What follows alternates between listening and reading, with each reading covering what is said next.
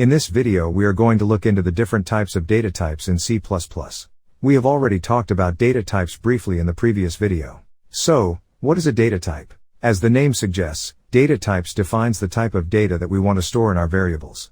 Data types can be categorized into three groups: built-in, user-defined and derived. Integers, floating point number, characters, Boolean are some examples of built-in data types. Similarly, structure, union, enumeration are the examples of user-defined data types. In the same way, arrays, functions and pointers are the examples for derived data types. Since we now know the meaning of data type and are familiar with its categories, we will look into the way of declaring and initializing a variable of a specific data type. The syntax given tells us the way, also the picture given clarifies how to code it.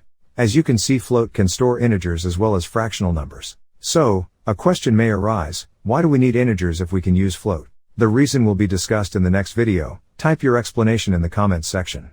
Furthermore, there is an alternate way of declaring and initializing a variable which you can see in the given picture. Now we know how to define a variable with a data type. In the upcoming videos we will learn more about the various data types in details and also casting one data type into another. That's it in this video. Don't forget to like and subscribe the videos. Comment if you are facing any issues in the tutorial and also share among your friends and colleagues so that they can start their journeys as well. Thank you all and keep coding till we meet in the next video.